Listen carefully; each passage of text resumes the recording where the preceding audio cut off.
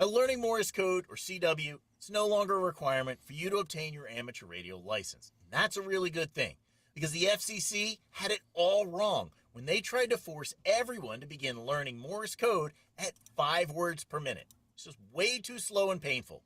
But there is a better way, and I'm going to share with you the secrets of how to learn to listen and understand Morse code at a much faster pace, so that you can begin racking up those contacts for parks on the air, summits on the air, field day, and working those rare DX stations in no time. Now, you've already learned to master your own native language. You did that at an extremely young age. In this course, we're going to tap into your natural ability to learn a new language the right way. And we'll set the stage with a little bit of background knowledge that's going to be useful in helping you chart your own path into learning Morse code in the way that you learn best. And we'll then focus on learning to listen to Morse code at conversational speeds. You'll learn all the characters of the alphabet, your numbers, and the common punctuation that you're going to need when you're making contacts on the air. Now, from the start, we're going to focus your attention on learning to listen to real words rather than dots and dashes. We'll build up your listening skills, and then in learning to send, you'll learn how to build brain-hand coordination to replicate the characters, and then we're going to develop your muscle memory through a series of exercises that's going to further reinforce your listening skills.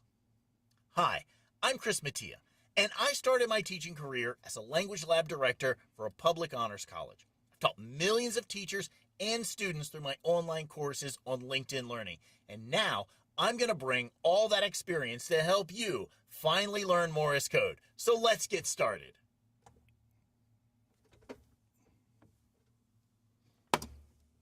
Hello, everyone. Welcome to WaveTalkers Live. I'm Chris Mattia. My amateur radio call sign is Whiskey 6 Alpha Hotel. I'm joined today by my colleagues Dan NR6V and Scott KM6 RFB. We're going to get into today's topic right away today.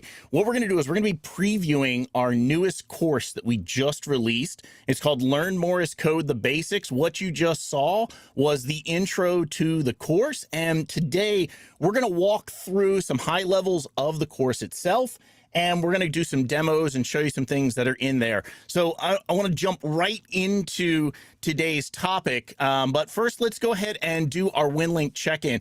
If you have access to Winlink, send us a Winlink check-in. Send it to all 4 of our call signs. They're W0DHG, NR6V, KM6RFB, W6AH, and our tactical address, WaveTalkers.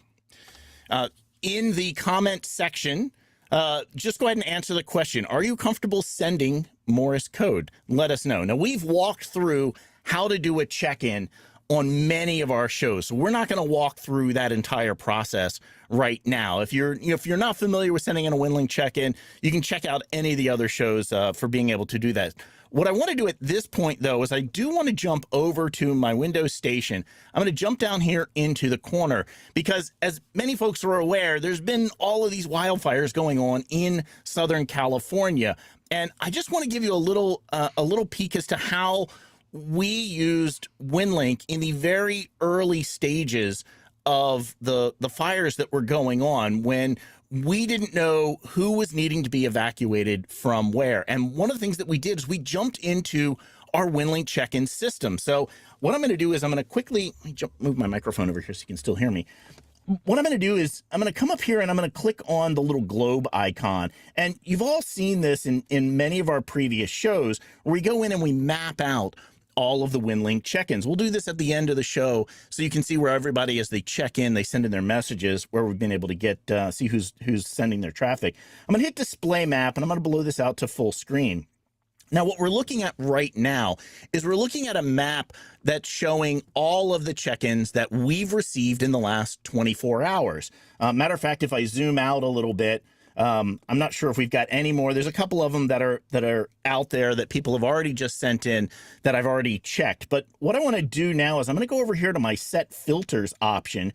And every week we use this only show the last 24 hours to see who's showed up on the show and so forth. But what I'm going to do is, what we did was we changed this to do not limit the reports to any time range, because what we wanted to see was we wanted to see anyone who has ever checked into our show from the beginning to the end, and we wanted to reach out to them and make sure if they were in an evacuation area or if they were near one, that we could get traffic into them. So let me go ahead and do that. I'm going to hit save. And you can quickly see all of the folks who have ever checked in to one of our shows. It's a lot of pins. So I'm going to go ahead and zoom back into Southern California, right where we're at right here. And what we were able to do is we were able to use watch duty to figure out kind of where the fires were at the time, and then we could just roll over the various different pins on the map, and we could say, oh, hey, you know what, Logan, you're not too far away from an area. Let's go ahead and send you a note. And we had several operators who actually sent in field situation reports to us in those first early stages, and then we relayed those back out to the proper places where they needed to go. So that was just one of the things that we were doing just as a group in the very early stages of getting all of this stuff, getting through the initial stages of the fire. Now, one of the things that we've done since then, and as we're starting to see a lot of folks starting to move back into their homes or back into the areas, there is a lot of cleanup that has to happen. And it's not just for these LA fires. The folks who went through Hurricane Helene and all of these other different disasters, if you get evacuated out, or even if you're still in your area, you're going to have to do a lot of cleanup afterwards. There's a lot of different supplies. So we set up on our Amazon shop, we've created a short little list of items. Let me bring Scott up, actually, because this is really your area of expertise. And Scott, I'll go ahead and I'm going to jump over in my screen here. And Learning Morse. Hang on, let me change that over, and let's get back to this screen here. I want to show folks how you can get to this. Oops, wrong screen. You want to bring me up side by side? Yeah. So if you go to WaveTalkers.com, you can come up here to the top. There's a link for shops, and this is our affiliate shop. So all these links are affiliates if you were to buy things off of here. But right here at the top of the shop, we have one called LA Fires Cleanup Supplies. So you can go ahead and click into there. And then Scott, you want to tell us a little bit about the kinds of things that are in here? So keep this in mind. Right now in the LA region, and of course any region that's been impacted by a disaster, a lot of your home improvement hardware stores are going to be really impacted on supplies. So all we're doing is trying to provide people with an alternate place and or a list of things to think about when you're out there looking for cleanup supplies. And you want to keep in mind, whether it's a flood, a fire, a hurricane, whatever it might be, you're moving back into your residence, trying to do cleanup, trying to mitigate the damages, and there's going to be a lot of potential for injury, hazardous materials, and things that you're not going to want to track back and forth to where you're staying at if you're not able to occupy your residence. And you don't want to contaminate your clothes. So, things like Tyvek suits that are good for dust and particles and things like that. If you're trying to, you're going to want eye protection because you're going to be throwing up a lot of fine ash and material, and you're going to want something to lubricate your eyes because that just really gets into eyes, and you don't want to create any optical injuries. And of course, Band-Aids, Neosporin, hand protection is critical, and you might want to layer your gloves with like a Kevlar glove on the outside and a regular work glove on the inside to protect any damage from sharp objects, metal, things like that. And if you're trying to clean up from smoke damage using TSP, which is trisodium phosphate, you're going to want heavy duty chemical resistant gloves because this is a really caustic material to get that smoke and stuff, and plastic, but you really want boot covers. Mud boots or boot covers for your shoes, because you don't want to be transporting this stuff back and forth to an area that is clean versus not clean. And these are purely disposable. Now keep in mind, these tear very easily. So if you're working in a really heavy rubble, you're going to probably want to switch to like a mud boot or a rubber boot. Tarps are really good for covering items that you don't want further damaged. Same with plastic sheeting is good for covering, especially with the onset of a potential rains coming afterwards. You want to try to protect what's out there. And again, there's lots of different types of masks. You may want to try a hard hat or a helmet, because if you're working around rubble, things may fall. You want to protect your head from any type of injury. So there's a lot of options out there, but by no means is this an exhaustive list. This is just a good list to start with for people who are working in areas that are impacted out there. Our hearts from WaveTalkers goes out to everybody that was impacted by these fires or any natural disaster. I understand firsthand how this can be so devastating to someone out there. But let's also keep in mind, even though we're listing cleanup supplies, let's not forget our animals.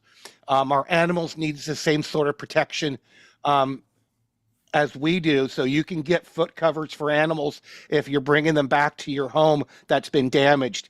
We want to make sure that we're providing supplies for them as well. So we are taking care of them, and things like Dawn dishwashing soap to help clean any contaminants that might be on the animal. So again, this is not us trying to promote something. This is us to give you lists of potential items, because there's going to be a lot of impact to the stores. And we're going to go ahead and we'll continue to expand out these lists. There are a ton of different aid organizations out there. If you have people, and this goes for any of the different disasters that are going on. If you have people that are in that disaster area that are friends, family, reach out to them, and first of all, find out if they're okay, if you haven't done so already, but then find out what they need. And a lot of the local shops are going to be out of a lot of different things, and they might have a need for any of these different items. And then you're able to ship them, find out where they're staying, see if you can ship it to them. It's a great way to be able to help. And, so we'll expand these lists. There's a lot of lists out on different Facebook groups and different aid organizations of what people are typically looking for. But the best way is reach out to the person who you know and find out what it is that they need. All right. So with that, we're going to jump back over to the course. Let me pull Scott down for a second, and we're gonna talk about learning Morse code. So if you have, what you want to do is, the whole course is available. It's on courses.wavetalkers.com. Actually, I think I have a slide. Yeah, I do. That has, oops, wrong one. Let's go to slides. There we go. Here's the URL to be able to get to the course. It's available now. It's fully live. It's up there. It's a little over 4 hours of video-based training. I'm an author for LinkedIn Learning, and so it's built in the style of those courses. So I take you step by step through all the different processes of a good overview. We go into a chapter called Learning to Send, or Learning to Listen, where we walk through how to learn to listen and what you're going to do. There's a whole chapter dedicated to Learning to Send, and then there's a ton of resources. And we're going to look at a lot of those, but it's available here right now on courses.wavetalkers.com. So with that, let's jump back into here. And so the intro that we saw at the beginning of the show is the intro for the course. And I'm going to pull myself down off the screen so you can get a full screen view as to what the course looks like. Over in the left-hand column is the outline for the course once you go into it. Here's that getting started chapter. You can see how much time each of the different movies or other resources that are in a particular topic. And we'll go into these in just a few minutes. We'll actually watch some of these videos that are in here. Here's that learning to listen chapter. It's really focused on making sure that you are really focused on hearing the characters and hearing them in the context of words and hearing them at conversational speeds. And we'll talk about what that is here in just a few minutes. Once you get down below, once you've worked through the entire learning to listen section, there's a learning to send section where there's a lot of different activities for you to do so you can learn and practice with different things. And I walk you through all of that step by step. We'll come down a little bit further, and then these are where all of the resource videos are. So we've got a separate page for each letter of the alphabet, each number, each of the different punctuations. Each of these are set up so that there's a dedicated video at the top that will walk you through learning to listen to that particular character and learning to hear it. We literally start off at 20 words a minute in these videos, and you listen to that character all the way up to 40 words a minute, and then we come back down, and you're going to be amazed at how you can hear the character and the tone of each different character at that point. Now, after you watch the video for your letter or for your character, you'll come down a little bit lower, and there's this learning or this listening for that particular character. And these are all a series of different words or abbreviations, and they again play back at 20 words a minute. And your first goal the first time you go through this is to just listen for that character, just to be able to hear it and then identify it when you hear it in the context of a word. And as you start working through character by character, you'll start to be able to identify not just the character for that particular lesson that you're focused on, but you'll also start to identify the additional characters that you've already been through. And so little by little, you'll pick up how to identify each of the different characters in the list. You'll see over on the left-hand side, we also have a series of quizzes. Now, these are all based on learning to blind copy. So there's a series of different audio files that you'll listen to, and as you go later in the quizzes, it gets more questions in there. And primarily, each question is tied to the first several letters that you're listening to. So you're trying to identify you're given a multiple choice list, and you're supposed to listen to, audio file number one, and then you just select which of those strings of characters that you're hearing. Now, when you play these back, these are playing at a little bit slower speed, so it's a little bit easier for you to kind of parse that information out. What's interesting about this entire process is your brain is naturally going to do all the translation for you. It's going to hear and learn to hear the characters at 20 words a minute. But then as you go to start learning to send, you're going to slow that way down to about 13 words a minute, and you'll start building up some of that muscle coordination that you need in order to get the characters to come out of your hand. And then you'll start building up some muscle memory with some different exercises that we do. So that's in here for all of those. And you can see we've got all the letters. If we come down a little bit further, here's all the numbers that are in here. 0 to 9, and there's quizzes set up for those. Punctuation that's in here. Now, when you get down to the punctuation quiz is definitely the hardest of them all. You can see there's 10 different items that are in here, and the punctuation is a mix of letters, numbers, and punctuation that's all in there for you to kind of pull this all together.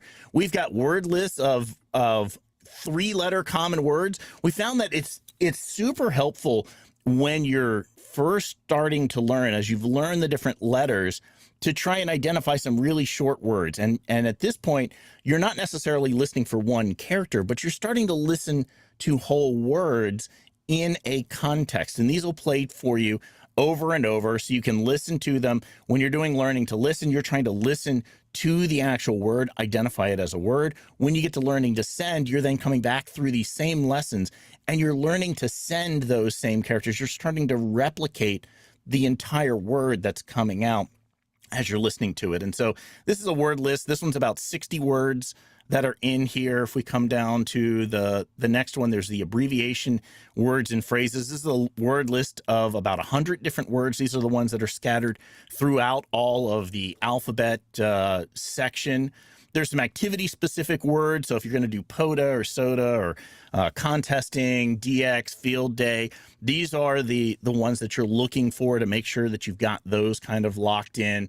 We've also got a listing of all the common cue codes that are in there and the audio files that are associated with all of those. So you can go in and you can really just listen to each one. You can practice hearing what that phrase is as a complete thought. And then you can go back later and you can work on sending each of those as a complete thought. We also have these quick reviews that are in here. So if you want to just quickly review, say, the letters of the alphabet, we've got those listed out for you here, and the audio files, and this just isolates that one character. these quick reviews are embedded in the other lessons and activities as well. So you don't necessarily have to always come down here to the quick review. So if you're up in one of the other lessons, that information is just right there in situ for you. And again, that's here for the alphabet, the numbers, and the punctuation to go in and review on a regular basis. So that's kind of the high level of the course. Let's go in and look at a couple of the videos and a couple of the lessons. We'll come up here and we'll do this, where is it? Let's see, up here in the Getting Started chapter, we started as what is Morse code? Let's go ahead and play that one so you can get a sense as to what this lesson is. Oh, and most all the lessons, you also have this little inspirational reminder that's at the top of many of them. This is actually a great activity as you're getting into learning to send. Once you get a little more practice in it, this is some basic copy that you can use on all the different lessons. So you have some short little things so that you can start working on keying out and really kind of building up your ability to send whole phrases and words. So let me go ahead and play this movie. We're going to play a couple of these that are available, and then we're going to go ahead and I'll do some live demos and try and show you what some of these things look like. So all of them, the video is embedded right there in the page. We communicate with each other using language. Morse code, invented by Samuel Morse in the late 1830s, is simply a language where each character in the language consists of a standardized sequence of dits and das. You've probably seen Morse code written as a series of dots and dashes, and it sounds like this. From a purely mechanical perspective, each dit, represented as a dot, is 1 time unit long, and a da, represented by a dash, is 3 time units long. The space between letters in a word is 3 time units long, and the space between words is 7 time units long.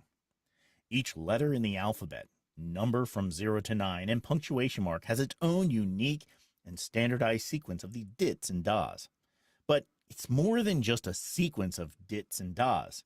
There's a unique sound and rhythm to each and every character. For example, this is what an A sounds like. And this is what a B sounds like. And this is what a C sounds like. When we speak with each other, we string together words to express thoughts, ideas, stories, and more. We also communicate with each other visually via written language. From text messages, email, written letters, books. When we write, we form our words by typing out each character in the word, and our brain has learned to perceive these strings of characters as words to speed up communication. Learning Morse code is pretty similar, except that the words are spelled out for our ears to convert the characters into words if the message is sent audibly, and our eyes can receive the signals if they're transmitted via light. The code is the same. So, is Morse code still used, and is it even relevant in today's hyper-connected world? The answer to both of these questions is yes. The days of the telegraph may be long over, but amateur radio operators and other hobbyists have kept the language alive, and it's seeing a renaissance in use and popularity. Morse code is the original digital mode. It may be hard to imagine, but for the first 100 plus years, it was by far the most efficient and effective way to communicate at long distances.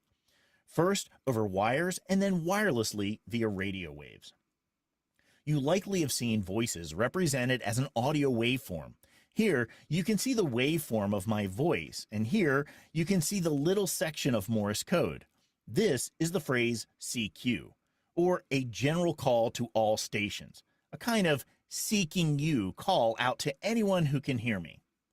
Now, notice the voice pattern. It's quite variable, with the rise and fall of the volume or loudness of the voice. You can pick out where the words start and stop, but the intelligence is lost. You have to hear it to understand it. CQ. Now, Morse code, on the other hand, shows up as these discrete blocks of dits and das. There is a pattern here, and so you will soon be able to read this just like you can read text on your screen. Now, remember we said that a dit is 1 time unit long and a da is 3 time units long? Well, if you look here, you can see which of these are dits and which of them are das. your ears can hear the difference too. In fact, with a little training, your ears can hear and interpret these patterns at an incredible rate of speed. But let's look at this audio a little differently. Now, instead of looking at the audio waveform, let's look at the audio spectrum of this audio. Now, you're seeing all the frequencies that constitute each and every sound. Notice how the human voice information is spread across a wide range of audible frequencies. But the Morse code signal has all of its energy concentrated into one area of the audible spectrum. It is this concentration of energy into a single frequency that allows the continuous wave, or CW signal, to travel so much further and be picked up out of the noise when all others have faded away. In fact, if we reduce the gain on these audio signals to the point where all of the voice data disappears into the noise, the only data that still comes through is the single frequency that the Morse code signal is being picked up on. What you're left with is the dits and das of Morse code, still clearly conveying information. Let's begin your journey of learning this language here so you can receive and send communications via Morse code. So that's how we start off the course. We give you a little bit of a definition, and we start to tease out develop some understanding as to why it is that CW operators say, hey, these signals go so much further with lower power, because all that energy is being concentrated into that one individual frequency. Now, one of the questions that you might have is like, okay, let me back the video up here just a little bit. Let me see if I can get to where we can see it here. You might say, hey, look, there's all of this extra stuff that's going on in here. And that's only because when I recorded this, and these are actually the harmonics that are being picked up by the microphone, it has nothing to do with the actual signal. The actual signal is just these one very intense beams right in here where you can see where all that signal is located. And then when we pull the gain down and you see the voice data just completely disappear, what you really are seeing is that sound that is still piercing, because it is one individual continuous wave that's going through. So that's one of the first lessons that you'll go through. I want to play another one here. This is how to learn a language, because Morse code really is an entire language in and of itself. So let me walk through this one. It's just about, this one's just under 5 minutes. From the day you were born, you began processing language. You began listening to the world around you. What you listened to the most was conversations. At first, these were impossible for you to interpret. Words simply ran together as random sounds. Perhaps this all sounded more like a teacher speaking through a trumpet. Because you hadn't learned how to parse the words, concepts, ideas. It was all new to you. These sounds had very little meaning to you at first, so you learned to identify tone, rhythm, and other patterns that would help you experience the world and exchange information with other people. More than likely, some of this speech was spoken directly to you as what we call baby talk, which emphasizes these broad patterns of tone in order to convey meaning. But as our brains develop, what we learn to hear and understand is the meaning of the conversation going on around us. This all happens at conversational speeds. When you first begin speaking, you started with a single word. You had to sound it out, and it didn't sound quite right.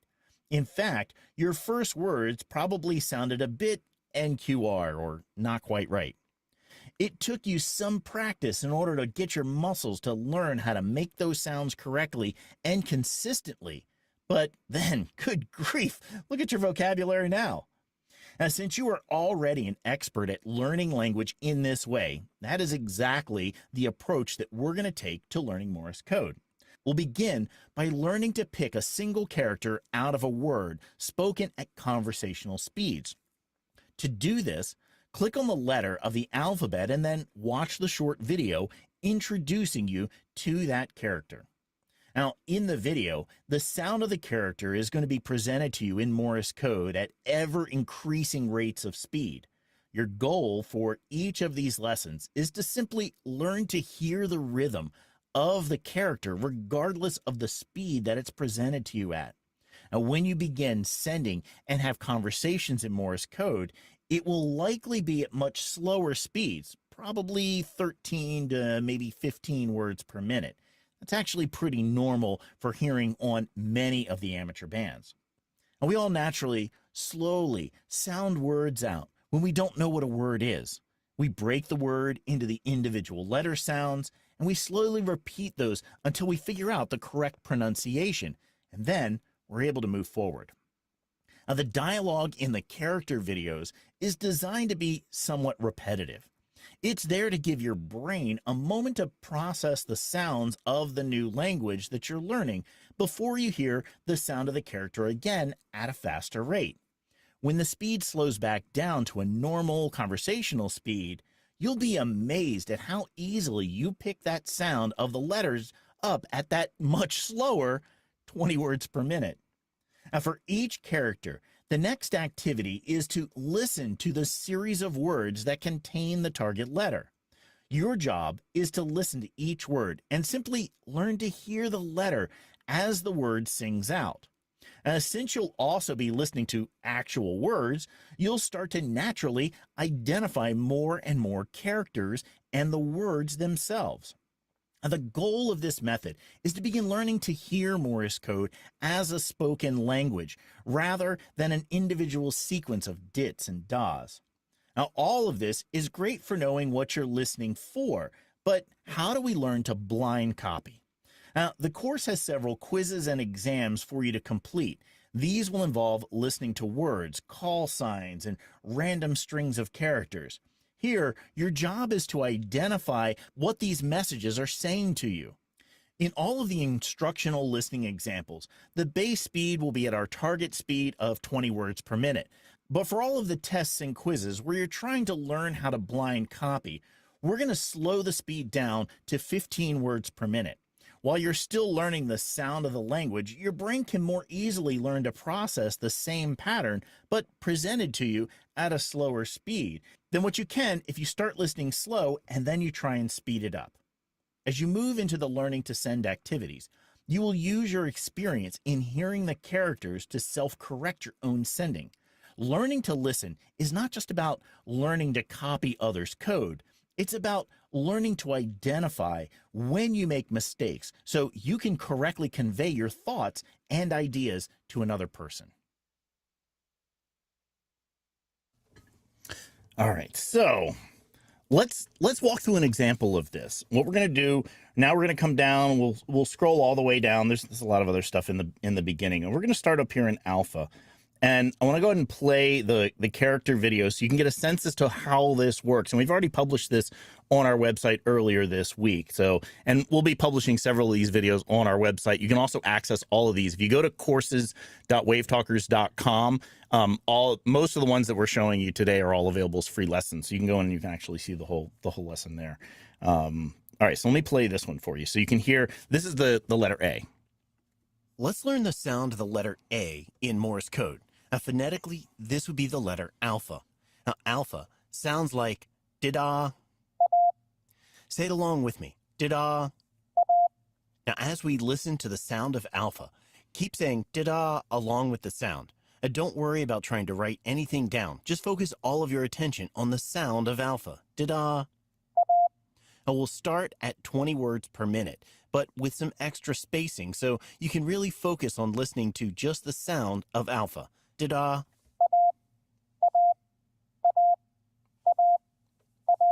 Now that sound is really distinctive for alpha. Let's do that again, and this time take some of the space out, but we'll keep the rate the same. Keep saying the sound of alpha along with the sound. Da-da. Let's pull a little more space out, but we're still going to keep the sound of alpha at the same speed. Here we go again with alpha. Da-da. Can you hear that really distinctive sound of alpha? Let's match the space between the letters to now be the same 20 words per minute that alpha has been playing back to you all along. Keep saying it along with the sound. Da-da. Great job. That's the sound of alpha at a full 20 words per minute. Now, let's hear what alpha sounds like as we push the rate up to a full 25 words per minute. Keep focusing on the sound of alpha and say it along. Da-da. Nice. You can still hear each and every da-da of alpha. Let's push the speed up again so that you can hear the sound of alpha at 30 words per minute. Try focusing on hearing each and every da-da. That was pretty fast, but you can clearly hear each and every da-da as it passes by. Okay, for these last two, instead of saying the sound of alpha out loud, just repeat it in your mind along with the sound as it passes. Da-da. That's great. That's the sound of alpha at 35 words per minute. Let's push that rate one more time and listen to the sound of alpha at 40 words per minute. Just focus on the sound of alpha's da-da and see if you can pick it out of the sound. Da-da. That was really fast. Now, let's do one more, but let's return to our target speed of a full 20 words per minute. Notice how this time the sound of alpha is now just locked into your mind. Here we go with alpha. Da-da. Great job. For more practice, check out WaveTalkers.com. Okay, so now that you've heard that, let's come down a little bit further in this one lesson. And I'm going to play a couple of these, and I want you to just listen. Focus on trying to just pick out the alpha. And here's a little hint. In the first several words in each word list, it's usually the first character in the word, and then later words, it's usually embedded somewhere else. So let's play one of the ones at the beginning. We'll listen to about. Here we go.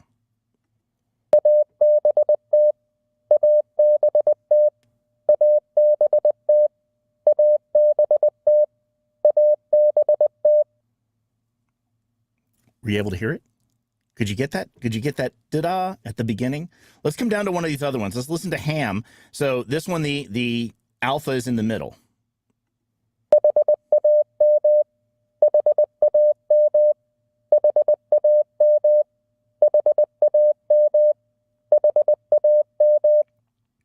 Now, of course, all of these, you can play back as many times as you want as you're playing them. For the video lessons, if any of this is going too fast, and this applies to any of the video lessons, you can always come in here and one of these little gear icons, here it is, the little settings icon, you can change the speed and you can actually watch these at faster or slower speed. So you can adjust your own speed to your own preferences as you're working through the materials. You can also work through the materials in any order that you want. As a matter of fact, if I come up here and we'll go up to the learning to, where is it? Creating your learning path. We're not going to watch the whole video for this one, but in the course is laid out in alphabetical order because, well, the alphabet is a simple thing that we all know, and we know the order, so we can kind of jump around. But if you want to follow any of the other different guidelines for saying, I want to watch, where are they? I think they're down lower. Oh, no, it's on a different one. Creating your learning path. It was recording a practice session. Where did I do that? Listening for a character. There's a listing in here, and I can't remember off the top of my head where that one is right now. But there's a listing in here of all the different formats that different groups use. So if you want to use the Coke method, or you want to use the Learning CW group online, all of those different methods, or the order is all listed. So you can choose whichever order you want to work through all of these in. So that's how you start working through all the different characters, and you're starting to listen. You're really focusing in on the words, and you're focusing in first on the character, and then trying to hear the overall words. So as you get kind of through all of that, one of the things you're going to want to start doing is you want to start learning to send, and you need to figure out which Morse code key that you want. So this is in the intro chapter. There's a video in here for for choosing which Morse code key is right for you. And we walk through a high-level overview as to the different properties of either a straight key or learning with iambic paddles. It doesn't really matter which one you start with. You can start with one or the other, and we explain all of that in the video. I'm not going to play that one for you. As you go down below that, though, we have demos then for each of those. So we go into a demo here with using a straight key and how you connect it to your radio and the different parts and how you wire it up and how you set it up. If you come down a little bit further, there's a section on iambic paddles, and you're able to go through that and kind of see how you connect it to your radio and set your radio up for being able to work with that. If you're on a budget, we even walk through some of the budget gear that you can get. So maybe you're using just a very low cost straight key, or maybe even one that you built or 3D printed you came up with. We've even got some links to some of the 3D printed plans. If you've got a 3D printer and you want to make your own Morse code key, that's all in here as well. But this is a little code practice oscillator, and I have mine right here. Let me jump over to my overhead so you can see what the code practice oscillator looks like. This is one by Vibraplex, and I just put it in an Altoids tin. I'll pull a little adapter out of it. It's a really simple little device that you get. I want to say they're like $20 or so. There's a link in the course to be able to pick them up. Now, normally it just uses a 9-volt battery, and so I keep a 9-volt battery in there. It comes all wired up with the little attachment on here. And then there's usually a little tiny speaker that goes along with it. And I thought the speaker was not very good. So I disconnected the speaker and I just wired in a small little headphone jack. Now this one uses a 1/4-inch jack for your key, and then it uses an 1/8-inch jack for the headphones. So let me go ahead and mute this first so I don't mess up the audio. And I'm going to pull this wire over, and that should go into there.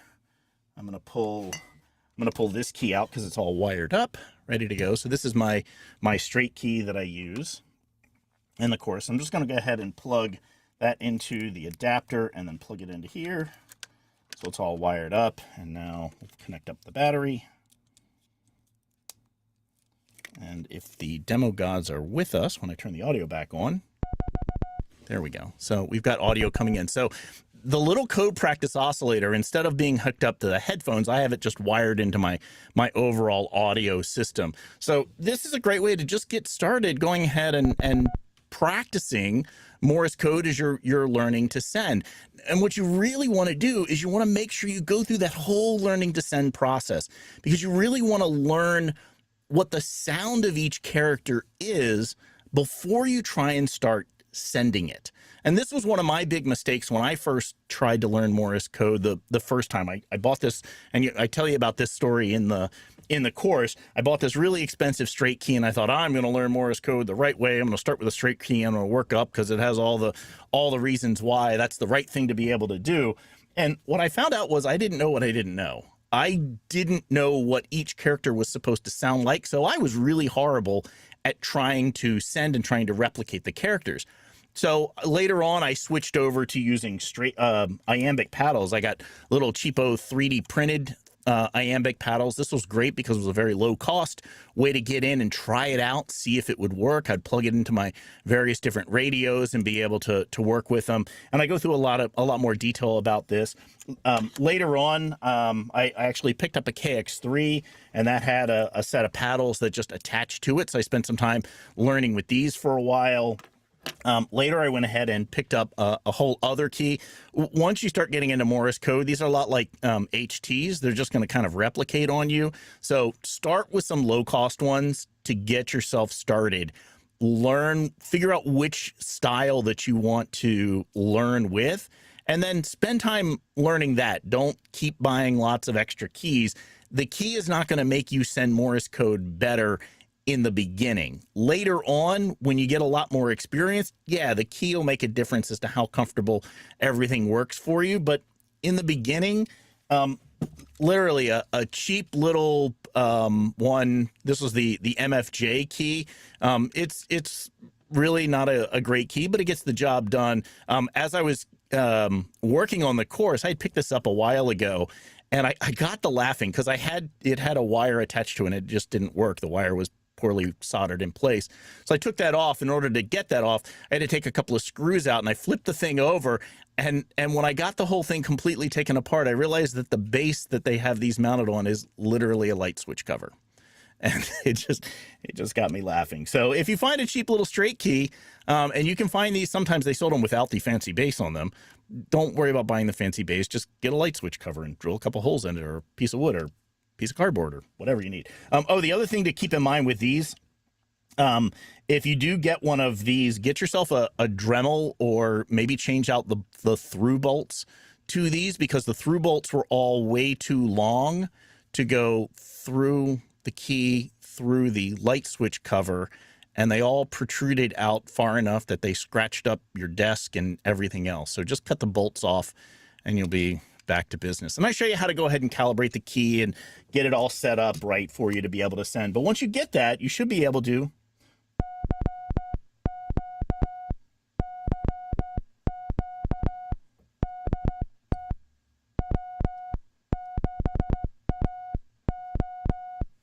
So you're able to get in there and send. And one of the problems with doing the code practice oscillator, you gotta have a fresh battery. And I've gone ahead and I've ended up picking up these USB-C rechargeable batteries, because as soon as the voltage in these batteries drops a little bit, the code practice oscillator, you heard it sticking right there kind of at the end of my call sign, it tends to get kind of gummed up and it doesn't work very well. So it's not a bad way to get started. It's certainly, if you don't have a radio, it's an easy way to do that. Let me mute this again so I can pull the connection out and I don't send feedback everywhere.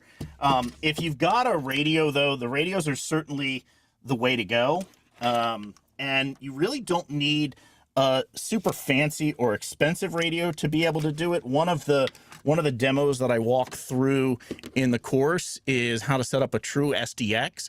Turns out these are actually really pretty good for learning, and it's a very low cost radio that you can pick up. It's got a Morse code decoder that's in here, so you can plug your headphones into the audio port, you can plug your key, and it can be a straight key, or it can be a set of iambic paddles. It'll do either one. And then as you're practicing on it, you'll see the characters that are showing up, and you can set what speed that you want to do if you're using iambic paddles, or if you're just doing it with a straight key, you're able to do that on here. So, and I've got a dedicated video on here about how to go ahead and do all the configurations that are in this radio as well. So this is the setup that I typically use. I used my ICOM 705. I've got a Yaesu 897. I've got my 7300. I've got all the various different radios that I operate with on a regular basis. But I found the KX3 to be the kind of the best of them, especially when I'm learning, because one of the things that it's got built in is the built-in decoder, and you'll see that as I start keying here. Let me make sure I've got it coming on. So you can see as you start keying the key itself, it'll show you up on the screen. So throughout the whole course, this is the setup that I primarily use, because as you see me keying things out and I'm doing demonstrations, you'll see the characters that'll show up here. And you can see where I mess up, and when I'm, like, I didn't edit any of that stuff out. Like when you see me go through these and I screw things up, and I show you how to go through and not listen to a program that's trying to tell you, hey, you got this right, hey, you got that wrong. Starting to learn to use your own ears, because you know what the sound of the character is. You can always go back. And if I come back down here to the alpha page, I'll jump back over to it. You can always, of course, go back and you can watch this video again. But one of the things that we've done is here I've got this quick reference table. So if you're looking to say, hey, what was that sound of alpha? You can come back here and you can just hit this. And it's just going to play just that character back to you. And so one of the things that's really, really helpful is you listen to this and then you try and send it. So, and you can really hear, you can see that it's coming up with the A, but you can hear if we do it wrong, that's an N.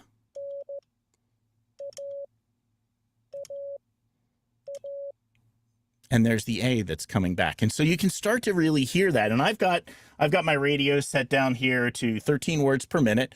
And that's what I found is that's kind of the good place to start. If you're using a radio that has a decoder on it, and there's a bunch of different devices you can get also that'll do that for you. There's even computer programs you can put in that'll do the decode as well. But what I found is, I tried starting off 20 words per minute, just way too fast for learning to send, especially in the beginning, because you're trying to get your muscles to coordinate. I've got to touch this side, touch that side. And to me, it really didn't matter whether I was using a straight key or I was using the paddles. It's still a direct connection between your brain and your hand, and it's your muscles trying to develop a particular pattern. What I found was on the straight key, because you have to create the dits, you have to create the das, you have to create all the spacing that's between them. What I found is it was a lot harder to be able to do that when I was first starting out than practice listening through, getting to really know the sound of the characters. I was able to be much more successful using a set of iambic paddles. And then after I was practicing with this, I thought, let me get out that really nice straight key and we'll try that again.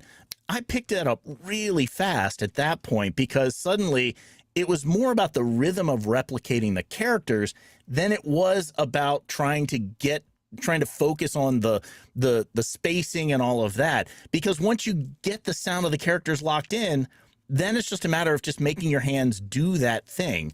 As a matter of fact, one of the things that we talk about just a little bit in the course is Morse code is not just for amateur radio operators. I do a lot of work with a lot of different tech companies, and Morse code is used extensively in accessibility. There are a lot of people who do not have the ability to speak, and they don't have a lot of fine motor control to be able to type, or maybe they don't even have fingers and they're not able to do that. And so one of the things that many people with some kind of a disability are able to do is they're able to communicate via Morse code. Matter of fact, Google just recently put out a whole new product that's tied to accessibility and Morse code. Apple has some of this stuff embedded into their operating systems. There's stuff all over the place where these skills are not just for going and playing on the radio. Now, I know within the world of amateur radio, there's a lot of people who are coming in new to the hobby that are young, that are wanting to get into things like this. Parks on the Air is a huge place to be able to get in and learn to send. You can make a whole lot of contacts really fast using CW, and it helps you kind of spread out your overall system. There are a lot of people that are in the hobby, though, that are much older.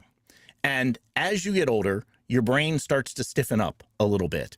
And learning a new language is an excellent way to challenge yourself, to keep your brain kind of lubricated up and really prolong the amount of time that you're fully loosened. And it happens to all of us. So it's not anything that's kind of really wrong with anybody, but that's just the way that life is. And so this is just another tool that you can use to help keep yourself really fluid and really youthful. All right, so let's see. Let's look at, I showed you where that is. The settings when you get into some of the radios, a lot of them, I'll just go into the KX3. They're all different. So basically you got to get into your own manual and figure out what your radio settings are. Almost all the radios, especially HF radios, there's a port on the side that's for the key. Go ahead and pull that out. You can see it'll usually say key. Depending on the radio that you've got, these will either be 1/8 inch jacks or they'll be a 1/4 inch jack. So this is an 1/8 inch jack and this is a 1/4 inch jack.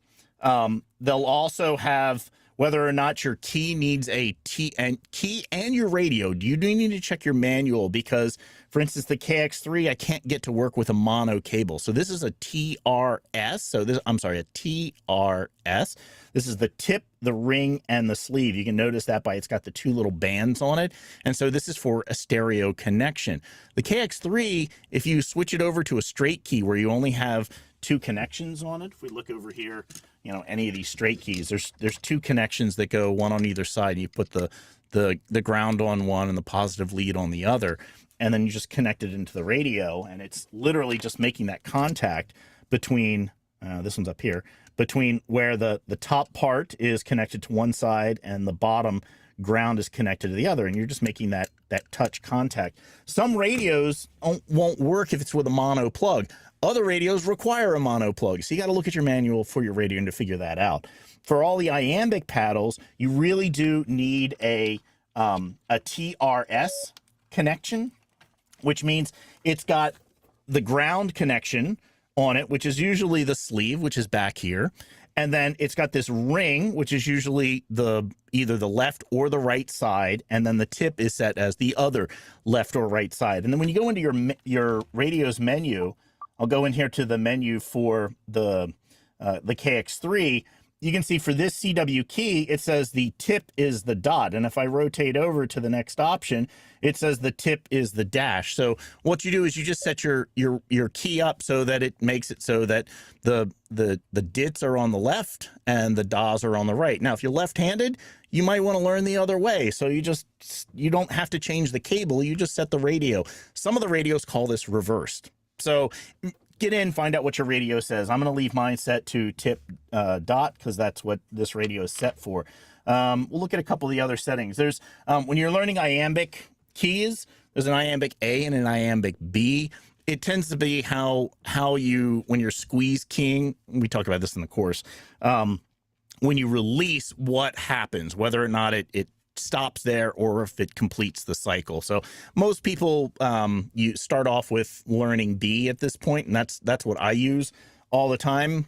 Get in, try the two, figure out what feels right to you, and whichever one you start with, that's probably the one that you'll just continue to use. And it's just a personal preference. So nobody's going to mark you off points or anything like that for which one that you choose. Let's see what else is in here that you need to know. The KX3 is interesting because there's two key points. There's the one key that's over here on the side, and then it also has on the bottom, it's got little connectors so that you can take another key and you can attach it on there right onto the radio itself. And there are other third-party keys that work with this radio. Let's see what else is in here. CW weight, that's the weight between a DIT and a DAW. 1.25 is kind of what we got set here.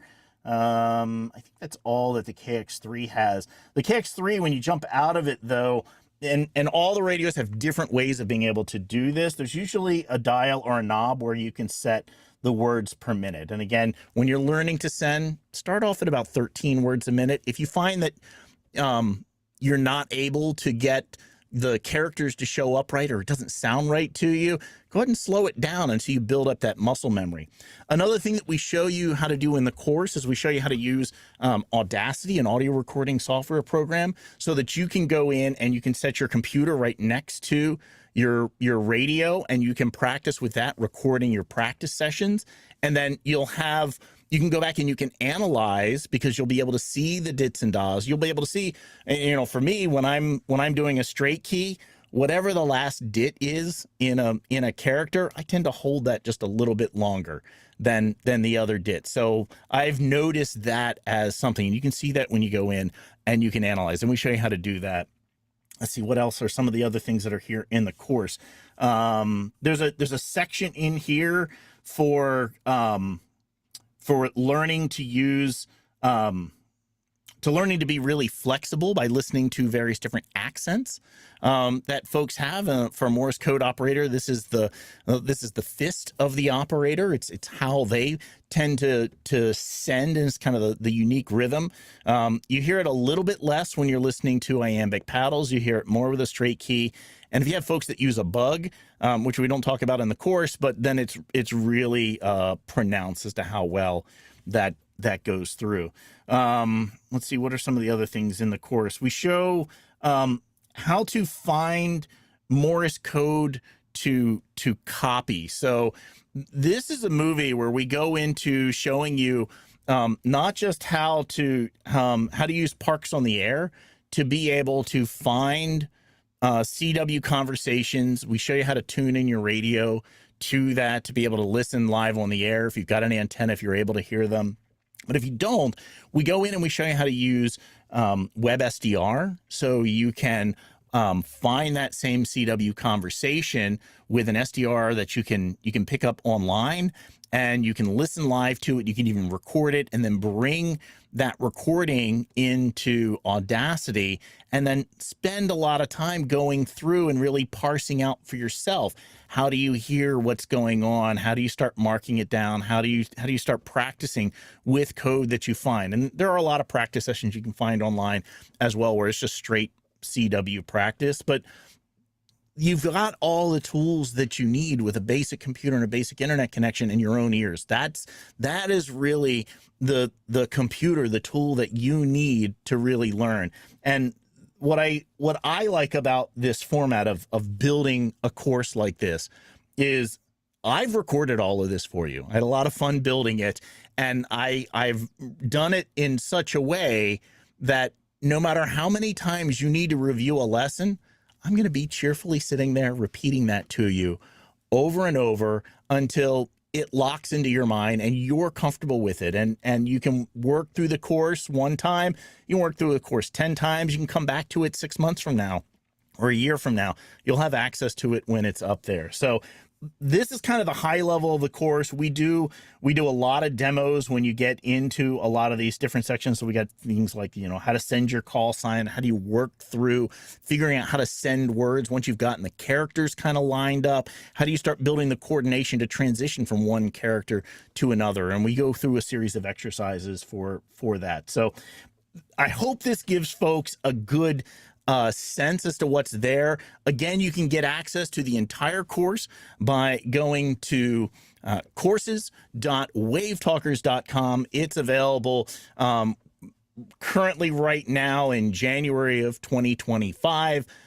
We've got an early bird special right now. At the end of this month is when it'll go out to the full price for the course, so you're able to get in there and learn with it. And with that, that's kind of a quick overview of the course, and I really hope it's something that you enjoy and you enjoy learning with me, and I'd love to be able to work you on CW out on the air. So that is that. Let me reconnect up my Surface so we can do some of the checkouts. In the meantime, let me bring the guys up here real quick.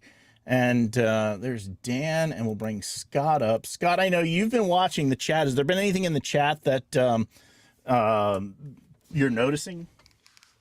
Yeah, there was a question from Sean, and you kind of answered that question, is can you vary the speed of the learning to slow it down or speed it up if wanted?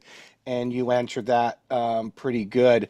And just for clarification, I had some people in the chat want to know how they can join the Zoom. Can you kind of talk on that real quick, Chris? Yeah, sure. So let me jump back over to my other browser. And I got to go back to WaveTalk. So right on wavetalkers.com. Let's go back to that Surface. Right on wavetalkers.com. If you scroll all the way down to the very bottom, there's a link for Join Us down here. You can fill out and get you can get onto our mailing list. We'll send out that link. We send it out once a week with a general email that goes out. And if you're on the mailing list, we send you the private link to the Zoom where we have our live Zoom audience. I don't know, we've got a whole pile of people that are in here right now. And after each show, we open up the mics for the after party, and folks raise their hands and they ask questions and so forth. So we do that every single week. So if you want to join us, go on, fill out that, get on the mailing list. Next week, we'll send you a link to it. We don't give out the link to the Zoom publicly, but you can only get to it through the mailing list there.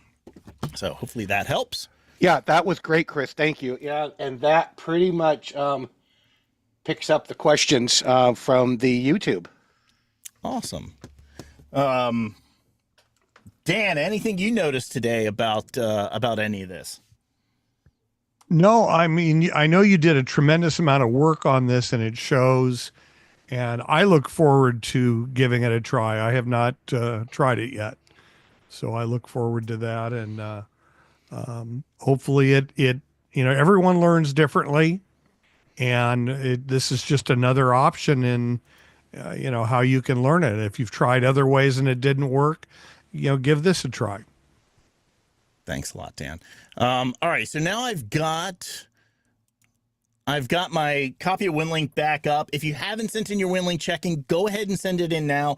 I'll do one or two more quick checks, and we'll bring up the map. We'll see where everyone is, and then we'll transition into the after party here. So I'm just going to click check a couple of more times here, make sure we've gotten it. I think I just downloaded everything while they were closing that out. It looks like we did get them. So I'm going to come back over here. I'm going to click on the little globe icon, and I'm going to bring up the map tool. I'm going to display the map in here, and we'll go ahead and blow that out to full screen and go ahead and zoom out. We'll start here in Southern California, and I'll just roll over each of the different connections here. Again, we're looking at the folks who have sent in a check-in in the last 24 hours.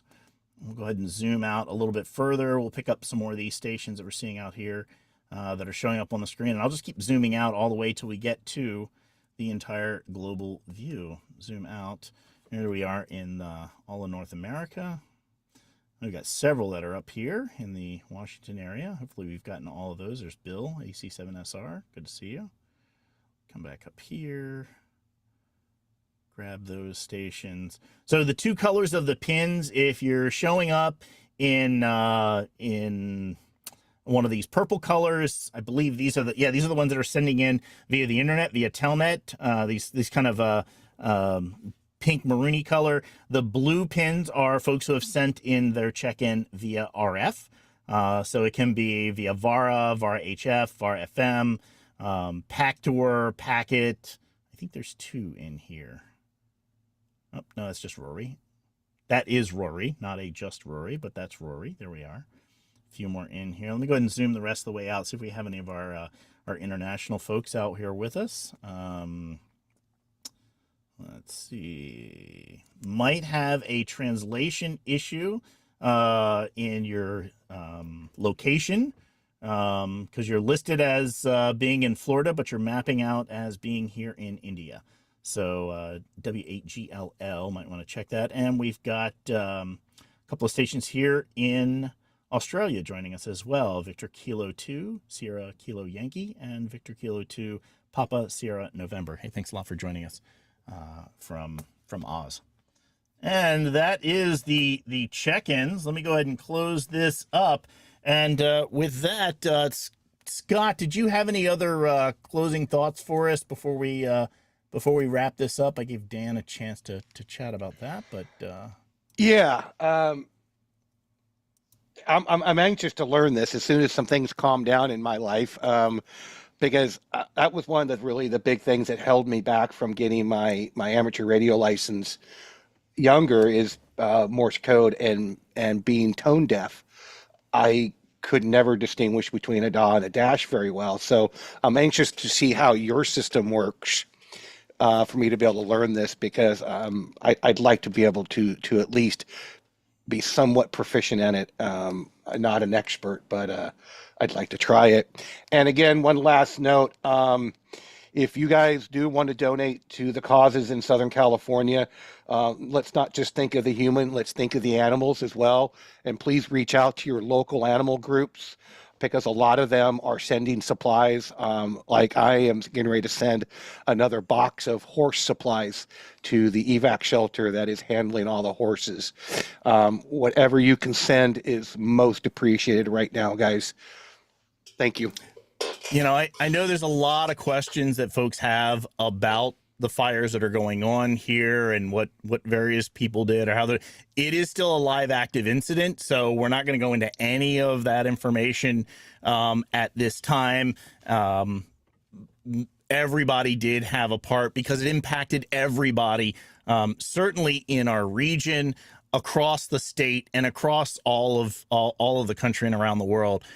There's pretty much everyone who knows someone who's impacted in some way. All of us have very close friends who lost their homes in the fires that are out here. And it's very similar to the situation that was happening with Hurricane Helene just a couple of months ago with the hurricane that rolled through with the folks in the Carolinas there. So we really, our hearts go out to everybody who's been impacted by any of these really major events. Dan, did you have anything else that you wanted to add before we wrap up?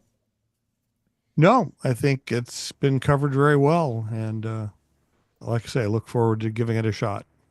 Great. So if you're here, hang around for the after party. We'll open up the mics. We'll take questions from folks. If you find the information that we presented today, please go on to courses.wavetalkers.com. You can sign up for the course. It's live. It's available. You can get in there and start learning Hey, right Chris, away. Yeah. Sorry to interrupt. Got a question on the YouTube chat from Sean. It says, pre-order on the site. How long after I pay will the course be available to me? Oh, so I have to go back and verify that I've taken everything that says pre-order. As soon as you order the course, it's available to you right then, and then it's available. It's not like a timed thing. I'm not like giving you 1 month or you only get 2 months, or you get in there, and as long as we're active as a show, you got access to the content. So get in there and use it. If you have a club and you want to do a group buy, reach out to me. There's a link in the email that went out, but it's I think it's just send it to my call sign w6ah@wavetalkers.com if you've got a club, and we can try and work on something to come up with something if you wanted to do a group buy for that. But otherwise, the discount price is available right now until the end of January, and the time for the system that we're on, it rolls over UTC. So it's set for 23.59 on January 31st is when it goes into full price. Anyway, thanks a lot, and 7-3, we'll see you next week.